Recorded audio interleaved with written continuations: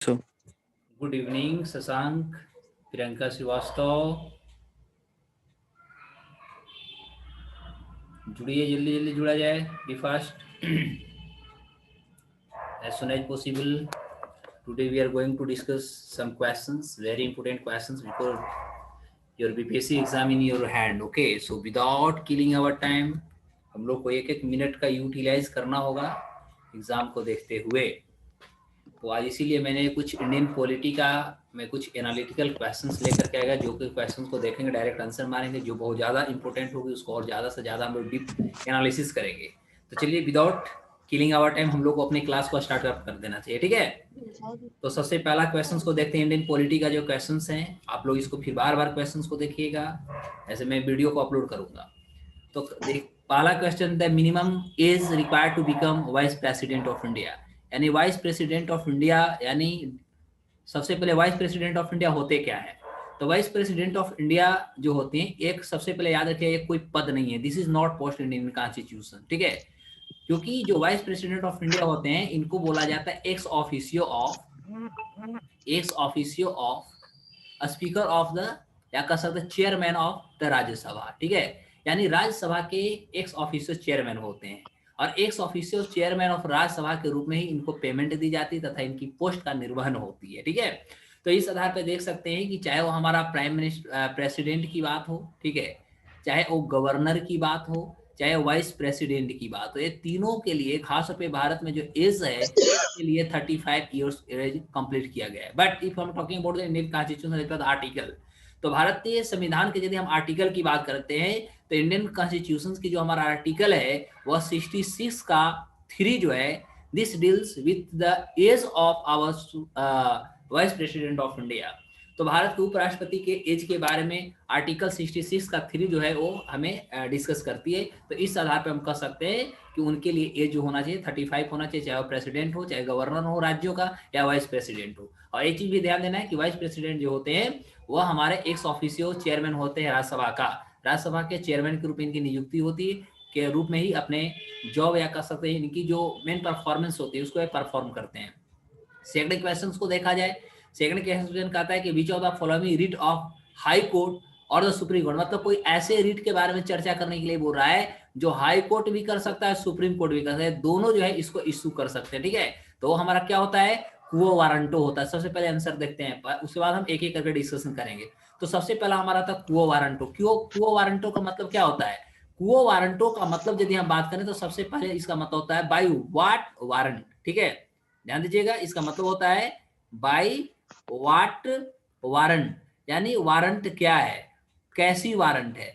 तो को वारंटो का मतलब होता है, इसके आधार पे कह सकते हैं ये जो हमारे ये वारंट होती है या जो रिट होती है, इसको जो इशू किया जाता है to inquire into legality of the claim of a person, यानी किसी भी व्यक्ति पर किसी भी प्रकार का एलिगेशन लगा है, क्लेम लगा है, तो उसे मुख्य रूप से जांच करने के लिए किया जाता है। और अब पब्लिक ऑफिस, ठीक है, चाहे वो व्यक्ति एक पर्टिकुलर व्यक्ति हो, चाहे किसी आप कह सकते ऑफिस से वो बिलोंग करता है, तो उसमें जो भी एलिगेशंस लगाए जाते हैं उस एलिगेशंस को जांच करने के लिए इसका इस्तेमाल किया जाता है। Actually it restrains the person और the authority to act in office.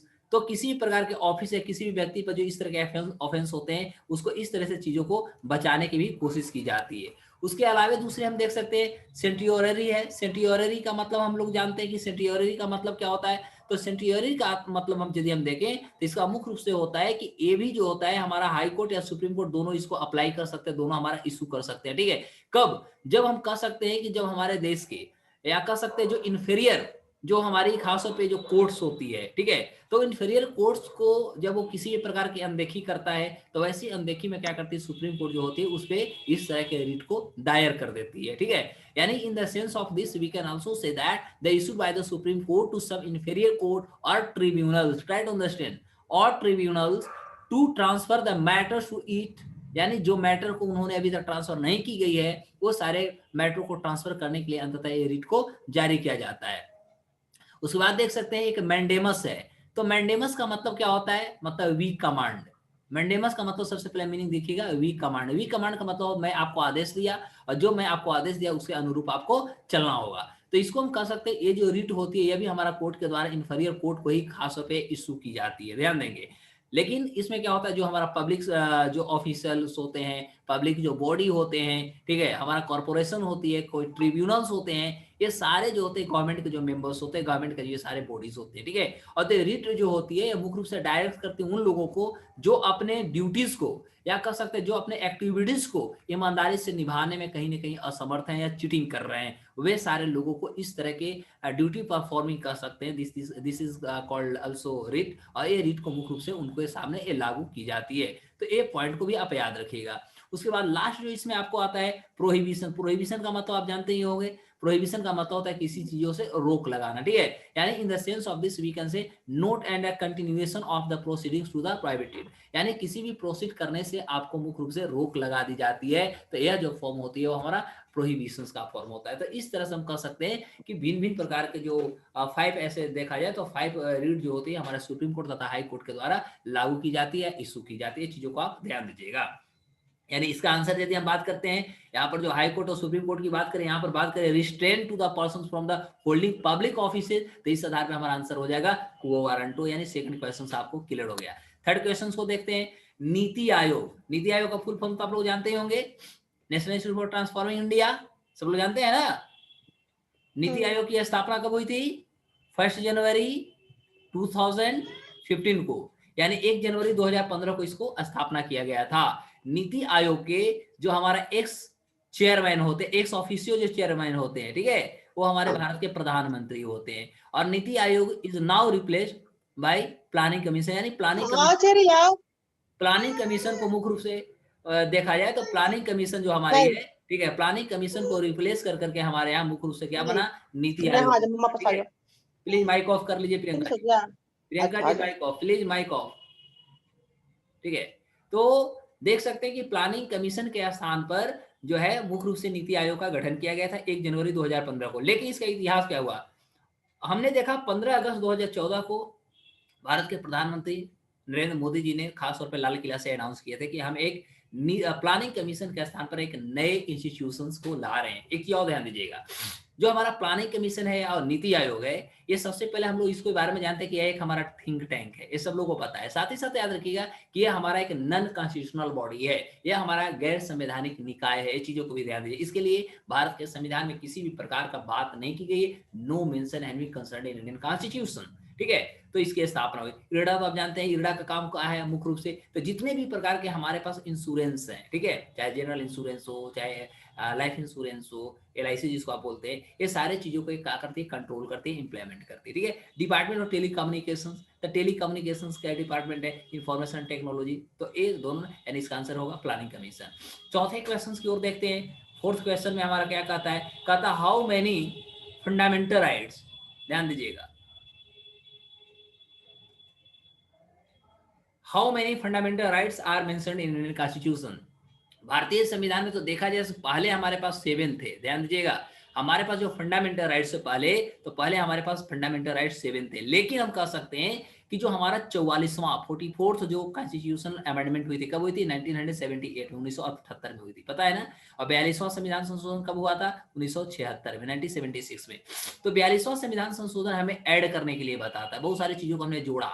जैसे हम आप देख सकते हैं कि हमारे जो प्रीमेम्बल थी, तो प्रीमेम्बल में बहुत सारी चीजों को हमने जोड़ा। तो मुख्य रूप से जो हमारा 42वां संविधान संशोधन होती है, 42वां संविधान संशोधन हमें जोड़ने के लिए सिखाता है। लेकिन यदि हम 44वां संविधान संशोधन की बात करें, जिसका आज हमने देखा कि अमेंडमेंट भारत में 1978 में हुआ, तो यह मुख्य रूप से जो होती है सब्स्टिट्यूट करने की बात सिखाती है, यानी कुछ हटाने की बात कर रही है। तो उस समय हमारे पास जो टोटल, यदि हम फंडामेंटल राइट्स की बात करते हैं, तो फंडामेंटल राइट्स मुख्य रूप से 7 थे, लेकिन अभी वर्तमान में मात्र 6 है। अब बात करते हैं जो फंडामेंटल राइट्स है, तो भारत के कॉन्स्टिट्यूशन की बात करें, ठीक है, तो भारत की कॉन्स्टिट्यूशन में भी 6 कौन कौन है, इस चीजों को आप याद रखिएगा। तो सबसे पहला राइट टू इक्वालिटी, याद रखेंगे, राइट टू इक्वालिटी यानी बराबरी का जो हम कह सकते हैं अधिकार, ठीक है। दूसरा जो है वो राइट टू हमारा फ्रीडम है, यानी स्वतंत्रता का अधिकार। थर्ड जो है राइट अगेंस्ट एक्सप्लॉइटेशन, यानी शोषण के विरुद्ध अधिकार, ठीक है। चौथा जो इसमें हमारा है right to freedom of religion, यानी किसी भी धर्मों को पालन करने के लिए हमें स्वतंत्रता दी गई है। उसके बाद है कल्चरल एंड एजुकेशनल राइट्स, यानी सांस्कृतिक तथा शैक्षिक हमें अधिकार दी गई है। और छठा जो है राइट टू कॉन्स्टिट्यूशनल रेमेडीज, है ना, संवैधानिक आप कह सकते हैं उपचार जो होता है। तो मुख्य रूप से अभी इंडियन कॉन्स्टिट्यूशन में देखा जाए तो पहले 7 था, लेकिन अब 6 हो गया, और 7वां जो थी वो राइट ऑफ प्रॉपर्टी थी, ठीक है, राइट टू प्रॉपर्टी। और राइट टू प्रॉपर्टी यानी संपत्ति का जो अधिकार था, इसको मुख्य रूप से हम जो है 44वां संविधान संशोधन इसको एक लीगल फॉर्म में लेके आ जाती है, यानी कह सकते हैं एक विधि के अंतर्गत लेके आ जाती है। इस आधार पर अब हमारे पास कॉन्स्टिट्यूशन में मात्र 6 ही फंडामेंटल राइट्स बच गए। तो आप लोग को 6 याद हो गया, फिर से बताना पड़ेगा, जल्दी बताइएगा। और have remember not? Yes sir. Okay, आगे क्वेश्चन देखते हैं। 5 नंबर क्वेश्चन कहता है, 5 में कहता है कि विच of the following article can not be suspended even during the emergency. यानी हमारे पास जो इमरजेंसी होती है मुख्य रूप से 3 होती है। आर्टिकल 352, तो 352 में हम देखते हैं क्या नेशनल इमरजेंसी है।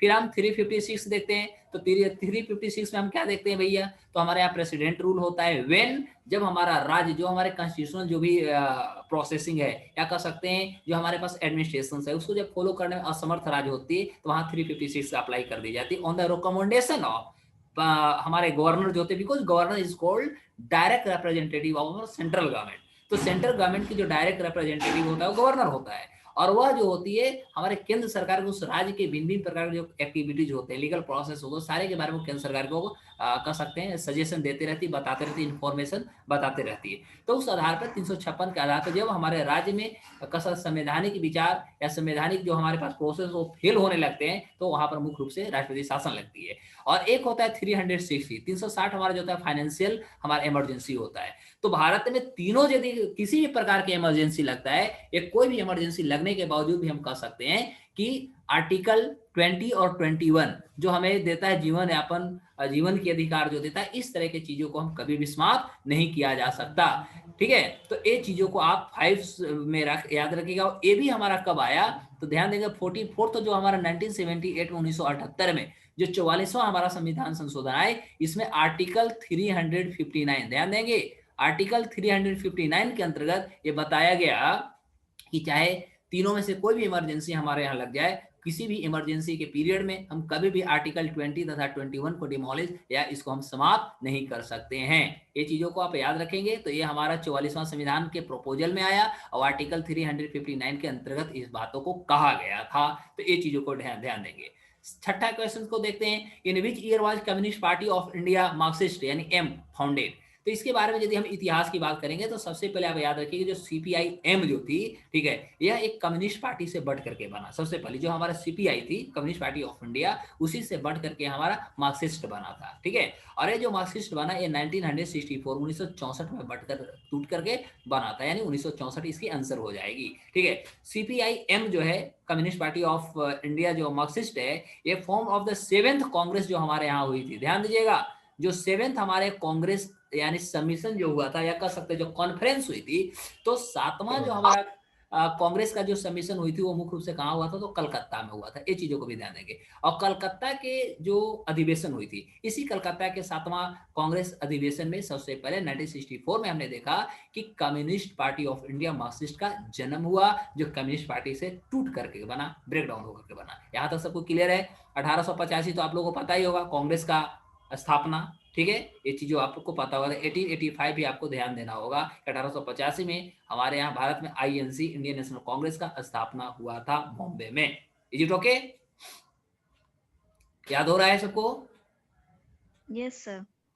अब 7 क्वेश्चंस को देखते हैं। Which fundamental right in Indian constitution prohibits trafficking force. मतलब भारत के संविधान में कौन सा ऐसा हमारा फंडामेंटल राइट्स है जो किसी भी 14 साल से कम एज के जो बच्चे हैं उनको किसी भी प्रकार के जो है कार्य करने में, जो फोर्स कार्य या कर सकते बड़े बड़े जो वजन वाले कार्य जो होते हैं, हेवी वर्क्स होते हैं, उसे करने से उन्हें बचाता है।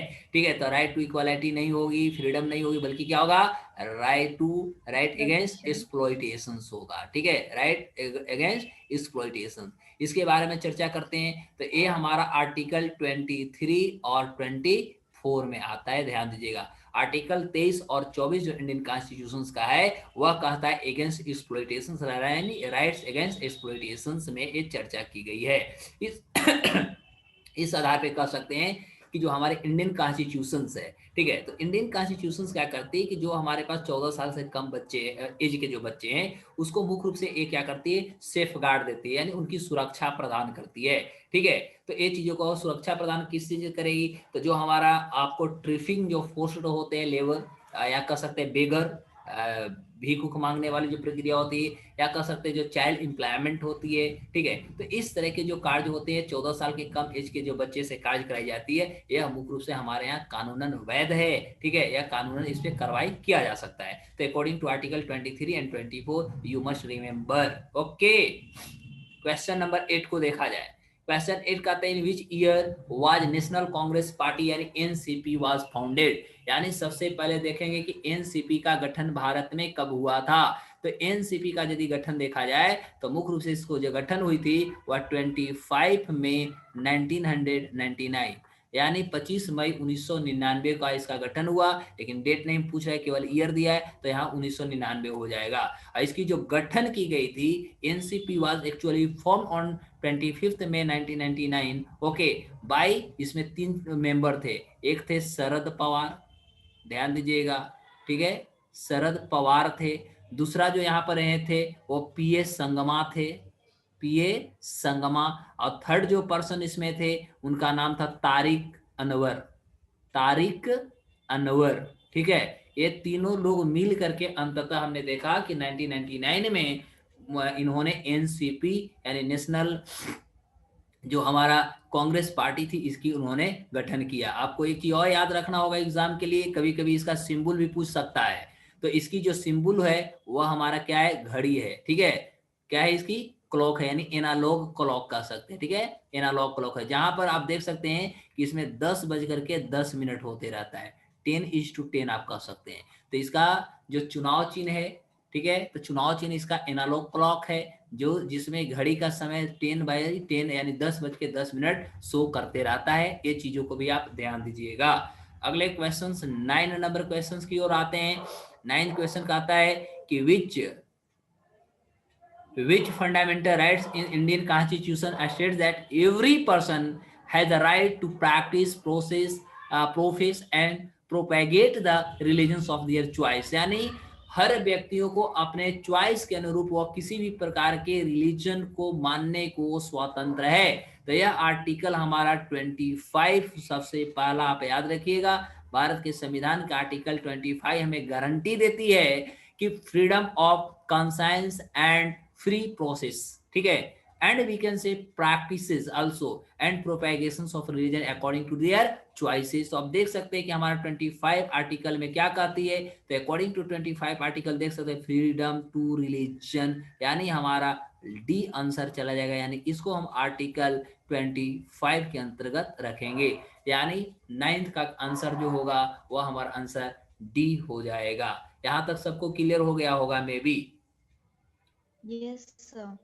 नेक्स्ट क्वेश्चन को देखा जाए तो नेक्स्ट क्वेश्चन 10 है, कहता हुज रिकमेंडेशन, थोड़ा सा इसे छोट करना हो, मतलब स्मॉल बनाना होगा। कहता हुज रिकमेंडेशन इज मैंडेटरी, इनमें से कौन से रिकमेंडेशन है जो बहुत मैंडेटरी बनाई गई है। ठीक है, to impeach the president of India from his office before the completion of his term. तो हमें पता है कि सबसे पहले प्रश्न यहाँ पर बनती है इम्पीचमेंट से, ध्यान देंगे यहाँ पर क्वेश्चन जो बनती है हमारा इम्पीच से बनती है। हमें पता है कि इंडियन कॉन्स्टिट्यूशन के आर्टिकल 61, ठीक है, आर्टिकल 61 जो होती है ये हमें मुख्य रूप से प्रोविजन देता है कि हम राष्ट्रपति को हटाएंगे। ठीक है, और प्रेसिडेंट को हटाने के लिए जो हमारा इम्पीचमेंट लाई जाती है वह किसी भी हाउसेज में लाया जा सकता है। हमारे पास 2 हाउसेज होते हैं, चाहे हम लोकसभा में ला सकते हैं चाहे राज्यसभा में ला सकते हैं। ध्यान ये देखना होगा कि वहां पर जो लोकसभा हो या राज्यसभा, जहां पर भी आप इस चीजों को लाइएगा तो वहां पर आप देखेंगे कि अकॉर्डिंग टू यदि हम इम्पीचमेंट की बात करें तो मुख्य रूप से हम इसमें और एक आर्टिकल को जोड़ सकते हैं 65 का 2। तो 65 का 2 जो हमारा आर्टिकल होती है वो भी हमें प्रोपोजल देती है इस तरह के चार्जशीट लगाने के लिए। तो यदि लोकसभा में, ध्यान दीजिएगा, यदि इम्पीचमेंट को लाया जाता है तो राज्यसभा जो होगी इसकी जांच करेगी। ठीक है, लेकिन यदि राज्यसभा में इम्पीचमेंट को लाया जाएगा तो इसकी जांच लोकसभा करेगी। ये चीजों को ध्यान दीजिएगा। ठीक है, और 14 दिन यानी prior to impeach of the allegations, यानी 14 दिन पहले हमें प्रेसिडेंट को इस बातों को आश्वस्त कर देना होता है, इंश्योर कर देना होता है कि आप पे इम्पीचमेंट आ रही है। और उसके बाद प्रेसिडेंट जो होते हैं वह सेल्फ या किसी कह सकते हैं लो में जो उनके एक्सपर्ट लोग होते हैं, लो मेकर्स होते हैं या लो नोइंग पीपल होते हैं, ठीक है, उसके साथ वो अंततः उपस्थित होते हैं कोर्ट के सामने। लेकिन उसमें याद रखिएगा कि जो भी वहां पर जो एलिगेशंस लगाई जाती है, ठीक है, उस एलिगेशन में जो साइन होना चाहिए not less than 1/4 of the total numbers of the members. यानी जिस हम बात करें चाहे लोकसभा हो या राज्यसभा हो, तो वहां 1/4 से कम जो मेंबर्स होते हैं उनसे कम की सिग्नेचर नहीं होनी चाहिए, कम से कम 1/4 होनी चाहिए, तभी इस तरह के इम्पीचमेंट की प्रोसेस लाया जा सकता है। तो क्वेश्चन है, तब देख सकते हैं इसका ऑप्शन क्या होगा, the 2 houses of the parliament, ठीक है, यानी किसी भी, हमने कहा कि चाहे लोकसभा में लगेगा चाहे राज्यसभा में लगेगा, यानी दोनों में से कहीं भी लग सकता है, ठीक है। तो इसका आंसर क्या हो जाएंगे, डी हो जाएंगे। ये चीजों को भी आप ध्यान दीजिएगा। क्वेश्चन नंबर 11 की ओर बात करते हैं।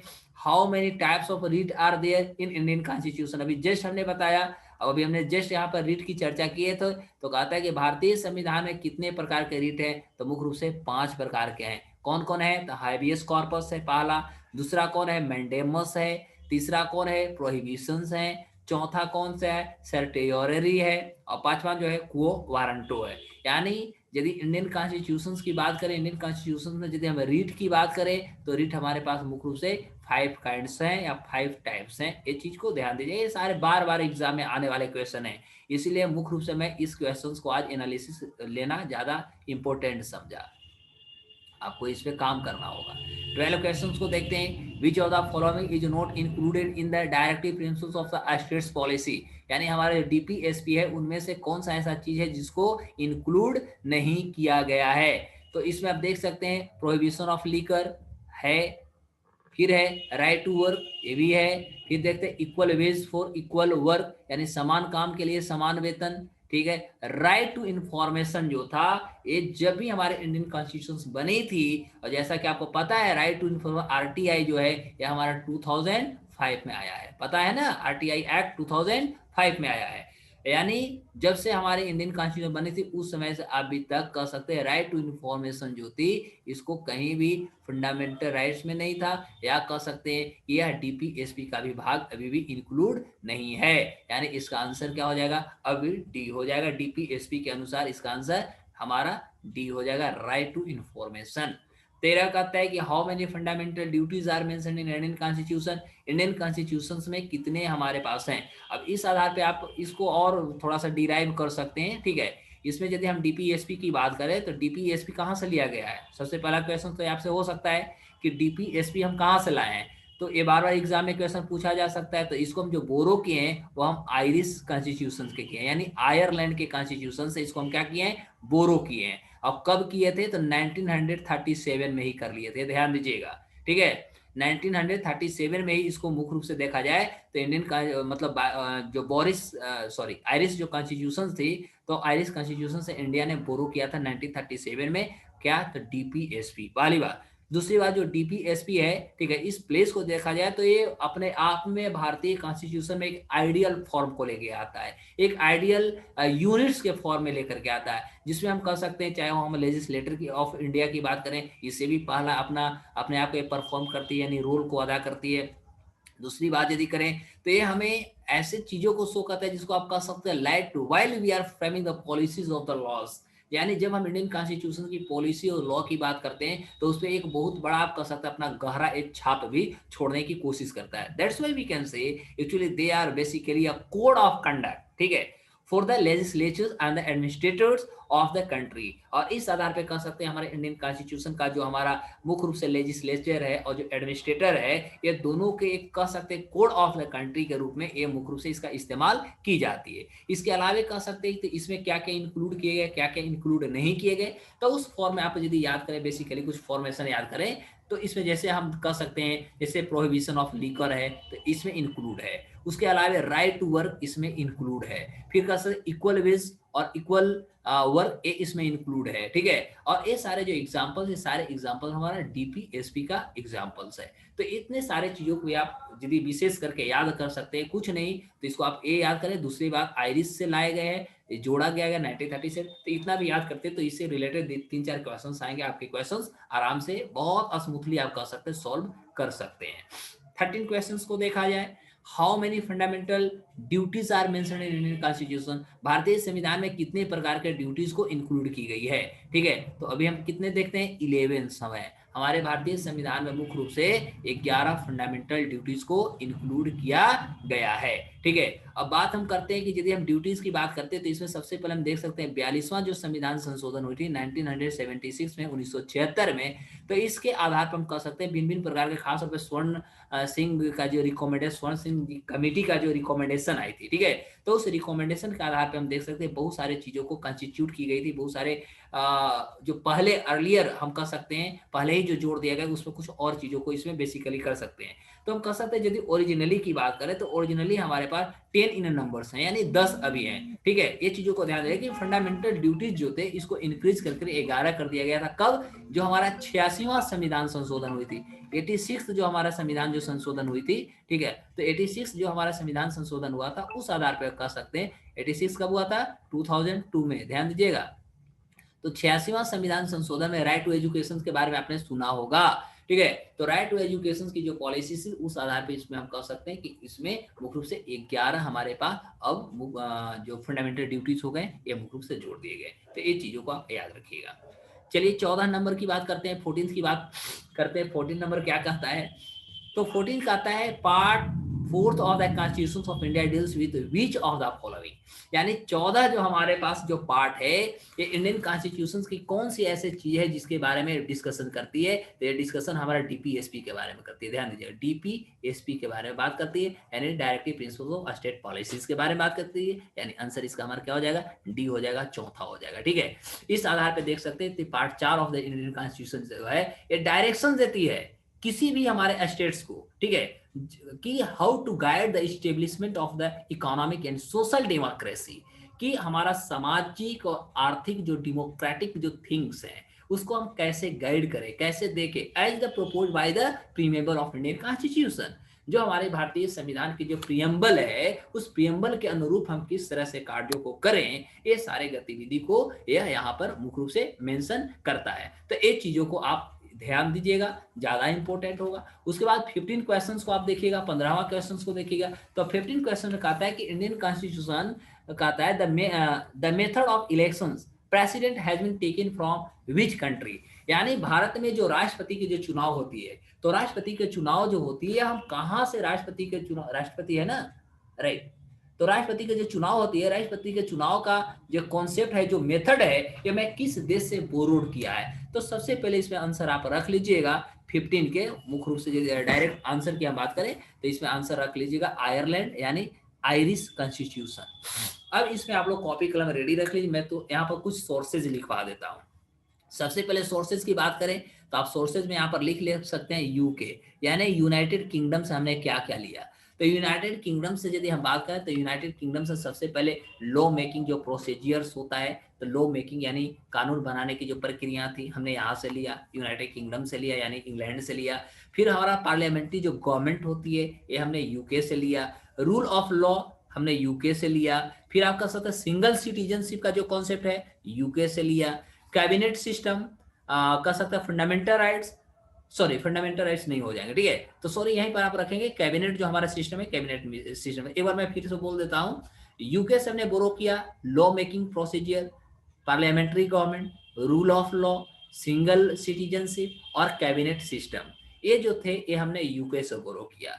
दूसरी बात हम करते हैं, ठीक है, तो दूसरा में भी हमने जैसे बोला फंडामेंटल राइट्स की बात बोला था, तो दूसरा में हम यूएस की बात कर लेते हैं, अमेरिका से हमने क्या लिया, तो अमेरिका से हमने लिया फंडामेंटल राइट्स यानी मौलिक अधिकार हमने लिया, फंडामेंटल राइट्स। फिर आप लिख लीजिएगा इंडिपेंडेंट जुडिशियरी यानी स्वतंत्र जो हमारी न्यायपालिका है। फिर जुडिशियल जो रिव्यू होती है, procedure for the removal of the जजेस। फिर आप लिख सकते हैं इसमें तो रिमूवल ऑफ द जजेस from the Supreme court and the high court also, ठीक है, यानी हाई कोर्ट और सुप्रीम कोर्ट के जजों को जो रिमूव करने की जो प्रोसेस है ये हम यूनाइटेड स्टेट्स से लिया। तीसरी लिख लीजिएगा कनाडा से हमने क्या क्या लिया, कनाडियन। कनाडा लिख रहा हूं, आप लोग भी लिखते चलिएगा, कनाडा। तो कनाडा में आप लिखिएगा, कनाडा से हमने क्या क्या लिया, तो federation with a strong centre, यानी केंद्र को कैसे हमें स्ट्रोंग करनी है, तो ये हमने लिया। तो federation with a strong centre, फिर आप लिखिएगा रेसिडुअरी जो powers of in the centre जो होती है, यानी केंद्र में जो अत्यधिक आप कह सकते हैं शक्तिशाली बनाने की जो अतिरिक्त आप कह सकते हैं पावर्स, यानी residuary in the centre. A state of या appointment of the state government by directive principles, sorry Canada की बात कर रहे हैं ना, सॉरी कनाडा में लिखिएगा। तो the state governors centres and the advisory jurisdictions of the Supreme Court, advisory jurisdictions of the Supreme Court। उसके बाद आयरिश की लिखते हैं, आयरलैंड की बात करते हैं, यहाँ पर आयरलैंड ही बात कर रही है, आयरलैंड में लिख लीजिएगा DPSP, DPSP the method of the presidential election, राष्ट्रपति का चुनाव का प्रक्रिया। नॉमिनेशन या नॉमिनेटिंग मेंबर ऑफ राज्यसभा, जो 12 राज्यसभा के मेंबर को जो भारत के राष्ट्रपति नॉमिनेट करते हैं, ये भी हम आयरलैंड से ही लिया है। जर्मनी के बारे में लिख लेते हैं, जर्मनी से हमने क्या क्या लिया है, तो इसमें लिखेंगे emergency powers, emergency power to be enjoyed by the union, यानी तीनों जो है इमरजेंसी और जर्मनी से लिया गया है। Suspension of fundamental rights during emergency, during emergency, emergency के दौरान जो हम फंडामेंटल राइट्स को इनएक्टिव कर देते हैं, वो भी हमारा यहीं से लिया गया है, जर्मनी से। नेक्स्ट लिखिएगा ऑस्ट्रेलिया, ऑस्ट्रेलिया से हमने क्या लिया, तो principle of cooperative federalism, principle of cooperative federalism, freedom of inter state trade, commerce and intercourse, commerce and intercourse and concurrent list. सबसे ज्यादा इंपॉर्टेंट ये है, कंकरेंट लिस्ट बार बार एग्जाम में आती है, एंड कंकरेंट लिस्ट। आगे लिखिएगा साउथ अफ्रीका से हमने क्या लिया, साउथ अफ्रीका से हमने क्या लिया, संविधान तो लिखेंगे procedure of the amendment of Indian constitution and election of the member of the Rajya Sabha, Rajya Sabha के जो मेंबर होते हैं उनका जो इलेक्शन होता है, जो चुनाव होता है, उसका जो प्रोसेस होती है, वे सारे भी प्रोसेस हमने कहां से लिया, तो साउथ अफ्रीका से ही लिया है। फ्रांस के बारे में चर्चा भी कर लिया जाए, तो फ्रांस से लिख लीजिएगा ideals of liberty, equality and fraternity, यानी बराबरी का जो बात करते हैं, इक्वालिटी की बात करते हैं, स्वतंत्रता की बात करते हैं, फ्रेटर्निटी की बात करते हैं, तो ये तीनों हमारा जो है फ्रांस से लिया गया है। जापान से लिख लेते हैं procedure established by law, procedure established by law, यानी कानून के अनुरूप किसी भी चीजों को स्थापना करना, ये जो होता है जापान से लिया गया। तो those are the sources and those sources must be remembered while we are appearing in the examination. तो ये चीजों को आप याद रखेंगे। तो यहाँ पर आई थिंक ब्रिटेन की भी चर्चा हमने कर लिया, ठीक है, ब्रिटेन चर्चा कर लिया, यूएसए हो गई, ऑस्ट्रेलिया हो गया, यानी यहाँ पर 4 थे, ओवरऑल हमने सोर्सेज की बात कर ली। अगला क्वेश्चन नंबर 16 को आप देखिएगा, 16 में कहता है what is the literal meaning of the quo warranto. अभी जस्ट हमने क्वो वारंटी को बात किया था, क्वो वारंटो का मतलब क्या हुआ, by what authority of warrant. तो डायरेक्ट इसको आंसर हम सी मार लेते हैं, क्योंकि इससे पहले भी हम लोग इसका लंबे चौड़े डिस्कशन कर चुके हैं, तो इसमें ज्यादा हम लोग समय नहीं लेंगे। 17 में देखते हैं who administrates the oath of the president of India, यानी भारत के जो राष्ट्रपति होते हैं वो किसके उपस्थिति में शपथ लेते हैं। तो हमें पता है कि भारत के जो राष्ट्रपति होते हैं वो जो शपथ ग्रहण करते हैं वो आर्टिकल 60 के अनुरूप करते हैं, और इनको शपथ ग्रहण कराने वाले कौन होते हैं, तो चीफ जस्टिस ऑफ इंडिया होते हैं। यदि चीफ जस्टिस ऑफ इंडिया नहीं रहे तो वैसे परिस्थिति में जो कह सकते हैं सीनियर मोस्ट जो वहां पर जजेस होते हैं वो आते हैं और वो इनको शपथ ग्रहण करवाएंगे। राष्ट्रपति की जो इलेक्शन होता है इनडायरेक्टली होती है, वोट ट्रांसफरेबल के आधार पर होते हैं, सिंगल वोट ट्रांसफरेबल के आधार पर होती है, ऑन द प्रोपोर्शन बेस्ड किया जाता है, ठीक है। इनकी इलेक्शन में आपको पता है कि लोकसभा, राज्यसभा तथा जो हमारा स्टेट असेंबली है, तो स्टेट असेंबली के जो इलेक्टेड मेंबर्स होते हैं वो इसमें ऐसे जुड़ते हैं। साथ ही साथ 70 कॉन्स्टिट्यूशन अमेंडमेंट के आधार पर देख सकते हैं कि दिल्ली और पुडुचेरी ये दोनों हमारा केंद्र शासित प्रदेश है, यूनियन टेरिटरीज है, लेकिन आपको पता होनी चाहिए कि दिल्ली और पुडुचेरी यूनियन टेरिटरीज होने के बावजूद इनके पास देखा जाए तो मुख्य रूप से लेजिस्लेटिव इनके पास असेंबली है। तो ये लेजिस्लेटिव असेंबली होने के नाते 70 जो हमारा संविधान संशोधन हुई थी उस आधार पर दिल्ली और पुडुचेरी को भी इनके इलेक्शन में मुख्य रूप से कह सकते हैं कंट्रीब्यूट करने का या कह सकते हैं वोट देने का उनको अधिकार दी गई है। एक चीज याद रखिएगा कि इसमें जितने भी खासतौर पर जो नॉमिनेटेड मेंबर्स होते हैं, nominated members have no right to cast their vote in the president election. तो उनको कभी भी राष्ट्रपति के इलेक्शन में उनको वोट देने का अधिकार नहीं होता है। तो ये चीजों को भी आप याद रखिएगा। 17 तक हमने क्वेश्चंस को कर लिया। याद है कि नहीं? कोई कंफ्यूजन, कोई प्रॉब्लम? सब लोग बोलेंगे? No sir. शशांक, मंजू? नहीं सर। अच्छा, शिवप्रिया जी भी हैं लेकिन कुछ बोल नहीं रही हैं।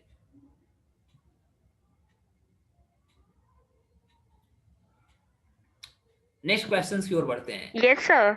अच्छा, क्लियर हो गई है शिवप्रिया पूरा? Yes sir. चलिए 18 क्वेश्चन को देखते हैं। 18 सर बहुत अच्छे से। Thank you. इस तरह से हम लगातार आपको जो है ना कुछ एनालिसिस इस तरह दे, कम हम लोग पढ़े हैं, हमें क्वेश्चंस देखना है तो डायरेक्ट हम इसीलिए सोचा कि कम समय में आपके पास समय कम है, कुछ हम क्वेश्चंस ही दे देता हूँ। तो लगभग 400 क्वेश्चंस इधर आपको 1-2 सप्ताह में 400 मोर देन 400 क्वेश्चंस का एनालिसिस दे दूंगा। Direct to the point quality से क्वेश्चंस आएंगे, आंसर मार के आ जाइएगा। सही तरीका है। 18 क्वेश्चन को देखिएगा। 18 कहता है who among the following give monastic theory of sovereignty, यानी सोवरेनिटी का जो मोनेस्टिक थ्योरी होता है किसने दिया। अब बताइए, यहाँ पर डायरेक्ट जवाब हमें देना होगा आपको। 18 को बताइए। तो इसकी इतिहास हम देखते हैं 19th सेंचुरी, 19वीं जो हमारे शताब्दी थी, तो 19वीं शताब्दी में सबसे पहले थ्योरी ऑफ जो सोवरेनिटी होती है उसको एक लीगल कॉन्सेप्ट माना गया था। ध्यान दीजिएगा, ठीक है। तो इसे एक लीगल कॉन्सेप्ट मानी गई थी ड्यूरिंग 19th सेंचुरी, 19वीं शताब्दी के दौरान इसको मानी गई थी, ठीक है। और इसको जो परफेक्टेड किया गया था या कह सकते हैं इसको जो क्वाइंड की गई थी वह मुख्य रूप से ऑस्टिन के द्वारा किया गया था।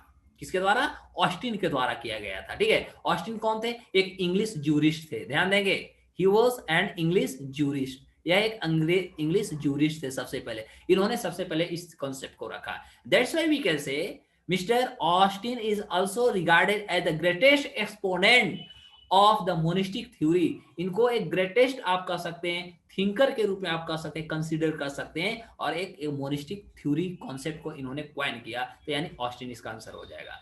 19 क्वेश्चन को देखते हैं। तो which of the following are constituents of Indian parliament, यानी इंडियन पार्लियामेंट के कौन कौन से इसमें, यानी इंडिया जो हमारा मुख्य रूप से हम देखते हैं जो पार्लियामेंट होती है, तो पार्लियामेंट किस किस से बना होता है। तो हमने देखा था इसके 3 बॉडी इसमें है, लोकसभा है, राज्यसभा है, उसके बाद हमारा क्या होता है? पार्लियामेंट। तो यहाँ पर देखता है तो क्वेश्चंस कहते हैं कि इनमें से कौन कौन से हैं। तो माइनस बात देख सकते हैं, प्रेसिडेंट है, तीसरा हो गया प्रेसिडेंट। तो प्रेसिडेंट है, काउंसिल ऑफ स्टेट्स है, काउंसिल ऑफ स्टेट्स को हम राज्यसभा बोलते हैं। कल भी हमने बताया था इसकी राज्यसभा नाम कब दिया गया?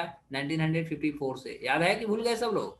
ठीक है। और हाउस ऑफ द पीपल यानी लोकसभा, यानी ओवरऑल तीनों को आप आंसर ले लीजिएगा, यानी तीनों मिल करके हमारा क्या बनते हैं? मुख्य रूप से पार्लियामेंट का निर्माण होता है, ठीक है। तो इसका आंसर हमारा तीनों हो जाएगा, 1 2 3 यानी डी ऑप्शन हो जाएगा। 20 का देखते हैं। 20वां क्वेश्चन क्या कहता है? Who among the following is the executive head of the state of India. अब देखिए यहाँ 2 तरह से क्वेश्चन हो सकते हैं एग्जाम में। यहाँ पर केवल पूछा है the executive head of the state. तो executive head of the state कौन होते हैं? हमारा प्रेसिडेंट होते हैं, ठीक है। लेकिन यदि यहीं पर क्वेश्चन आ जाए real executive head of India, तो भारत के राष्ट्रपति जो होते हैं मुख्य हमारे देश के जो कार्यपालिका होती है, ठीक है। क्योंकि प्रेसिडेंट के नाम पर, in the name of the president, different legislations and rule and orders can be made. Bharat में बनाए जाते भिन्न प्रकार के नियम कानून जो होते हैं राष्ट्रपति के नाम पे बनाए जाते हैं, लेकिन मुख्य रूप से यदि देखा जाए तो उसको चलाने वाले जो होते हैं, इंप्लीमेंट करने वाले होते हैं, वो हमारे होते हैं काउंसिल ऑफ मिनिस्टर, और जिसका हेड होते हैं हमारे देश के प्रधानमंत्री यानी प्राइम मिनिस्टर। तो यदि हमारा रियल बात करता है, रियल एग्जीक्यूटिव ऑफ स्टेट बात करें, तो उस आधार पे आप प्राइम मिनिस्टर को आंसर मारिएगा। लेकिन केवल executive head of the state की बात करें, then answer must be president. तो इस चीजों को आप ध्यान देंगे। तो यहाँ पर इस क्वेश्चन का आंसर हमारा प्रेसिडेंट हो जाएगा, लेकिन रियल की यदि चर्चा किया होता तो मेरा आंसर यहाँ पर बदल गया होता। और इस चीजों में आप ध्यान दीजिएगा। By the way, if I am talking about the article Indian constitutional form, ठीक है, तो आर्टिकल 53 का 1 याद रखिएगा। 53 का 1 आर्टिकल 53 का 1 जो है हमारे इंडियन कॉन्स्टिट्यूशन में वो खास तौर प्रेसिडेंट को इस तरह का अथॉरिटी देती है कि जितने भी हमारे पास एग्जीक्यूटिव एक्टिविटीज होंगे, फंक्शंस होंगे, उसका वो हेड होंगे, उनके नाम पर ही काम किया जाएगा। इज इट ओके और नॉट?